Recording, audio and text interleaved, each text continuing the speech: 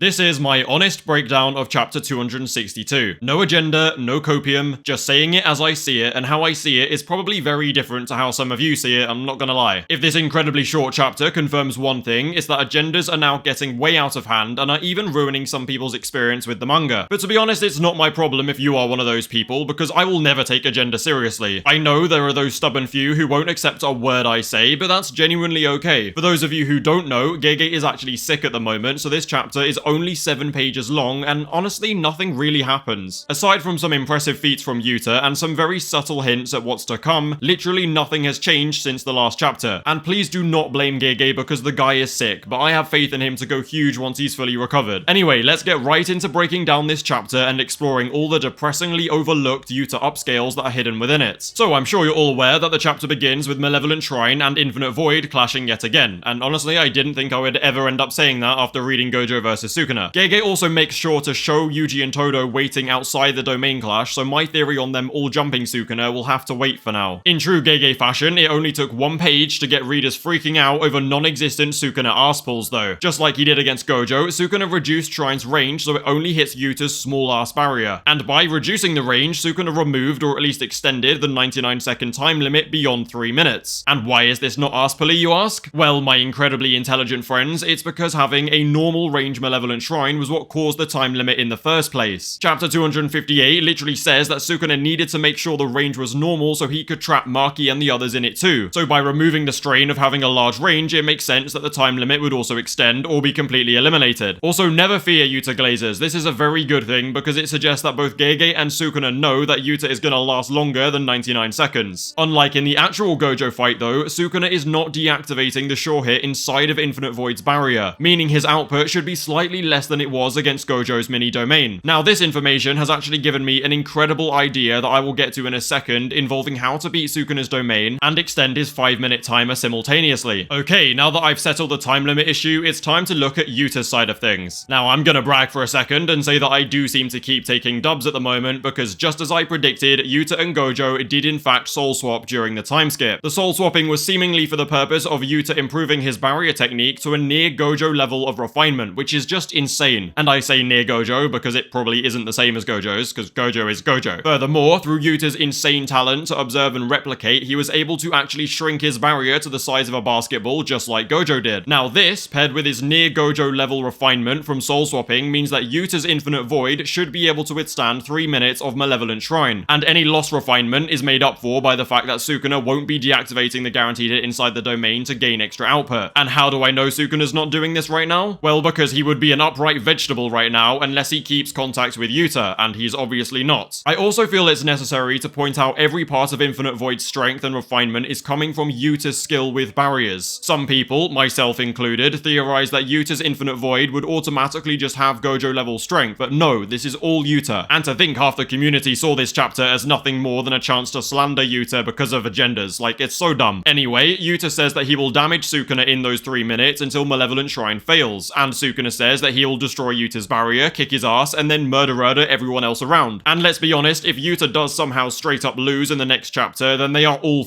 I don't see how they get out of that. I think that at the bare minimum, Yuta will permanently remove Malevolent Shrine from Sukuna's arsenal before throwing in the towel. Oh, and just quick reminder for shits and giggles that Hakari is still fighting Arame. Because this chapter is painfully short, I'm actually gonna chuck a little bit of theory crafting in here too, and I can't lie, I think I have cooked. By reducing Malevolent Shrine's radius to directly combat Yuta's tiny barrier, Sukuna was actually able to eliminate the 99-second time limit. So, by that logic, the further Sukuna expands his range, the shorter that time limit should get, right? And we know that his Shibuya range of 140 meters has a 99-second limit. And I was just thinking like, wow, wouldn't it be cool if Yuta was able to expand his barrier range to contain Sukuna's? Oh no, wait, he can. Until this exact moment, it seemed like such a random move from Gojo because he shrinks it almost instantly afterwards. But he actually did massively expand his barrier's range at one point during his fight. So if Yuta kept the normal barrier conditions of it being as strong as possible on the inside, surely he can force Sukuna's time limit to get real low flow by making Sukuna expand the range. Sukuna's only choice would be to try and break the barrier from the inside, and I don't think he would be able to do that in time for many reasons. I mean, first off, Sukuna would need to actually locate and target the internal face of the barrier, something Gojo said was pretty much impossible all the way back in his clash with Jogo. But yes, Gojo did later suggest that Sukuna should be capable of this. However, he used the word try, meaning it won't necessarily be easy. I also think that Gojo just wouldn't have inverted his conditions if he thought that Sukuna could instantly break it from within. He was simply saying it would have been a much less risky move than attacking from outside. And even if Sukuna can locate the barrier that quickly, he would surely have to expand his range to actually reach it, meaning that the time limit will also increase, and that might leave Sukuna a little bit shaky. Of course, he could choose to only focus the guaranteed hit on the actual barrier, but that would mean that he is exposed to infinite void and would have to maintain contact with Yuta the entire time. So maybe not. But of course, if this really won't work for whatever reason, then he can always try shifting his barrier coordinates, because we know that is something that Yuta can do. Although, to be honest, I have no idea how that would really work out here. And no, I am not done cooking just yet. Now, it's pretty much been confirmed that Kenjaku's curse technique is not a constant use curse technique for reasons I stated in my previous 261 videos. And that means that even after 5 minutes, Yuta should not just drop dead. It could still be an intermittent technique, but that does also mean that he should have a little bit longer than 5 minutes. Well, I say a little bit, it could be literally any amount. It could be a year for all we know. However, extending the 5-minute timer would potentially mean that he can use the swap curse technique again, and it would also mean that Rika can stay fully manifested for longer. And that of course means, given he makes it out of this fight, that he could actually swap back to his original body. Oh shit, wait, I realized I just said all of that without explaining to you how he would be able to extend the timer. Okay, let me cook for a second. Let's say that Yuta goes with his big barrier plan, or needs to expand another domain at some point in this fight. He will likely use his insanely big brain and Gojo's memories to heal his burnt out curse technique, and this will potentially reset the 5-minute timer. Although, as we know, he'll likely only be able to extend it an absolute maximum of 5 times, but to be honest, I don't think we're gonna reach that point. It's most definitely no coincidence that the final panel of this chapter actually shows Yuta's old body in one piece, because Shoko stitched it up just like she did for Gojo. And this heavily implies that it is fully their intention to put Yuta back in his original body. So my prediction as of now is that Yuta will at very least render Sukuna domainless before handing it off to Yuji and Todo and then swapping back to his original body. Now, I also want to very briefly draw everyone's attention to the fact that Maki is again MIA. We spent the entirety of Yuta's last fight going, where the fuck is Maki? And then suddenly she swooped in with that freaky ass grin and stabbed Sukuna in the heart. Now, Sukuna deliberately expanded his range to catch Maki in Malevolent Shrine, but now Sukuna is locked in fighting Yuta. I genuinely would not be surprised if she sneaks into that domain clash and stabs Sukuna in the back just as he thinks he has won. Anyway, enough theory shit for now, because there's going to be a 2-week break and I need to save some material for other videos. Let's get back to the chapter. Having only been in Gojo's body for a minute or so, Yuta actually shows an incredible understanding of Limitless by using Infinite Void, Infinity, and Blue straight off the bat. However, Sukuna reacts before Blue charges up and uses his little stumps to trap Yuta's arm, and then gave him a little ouchie on his face. Now, Yuta seems relatively unharmed from that punch, but he seems more surprised that Sukuna can actually hit him at all. Now, it's important to remember that the people watching the Gojo versus Sukuna fight actually never saw what was happening inside the domain clashes. So Yuta had no idea that Sukuna could use domain amplification in his domain to bypass Infinity, hence it taking him by surprise. And you literally cannot argue with this information because Sukuna outright states it in this chapter. That said though, I am not delusional. When it comes to raw hand-to-hand skill, Yuta is great, but he is not on Heian era Sukuna or Gojo's level, so naturally he will get hit. What I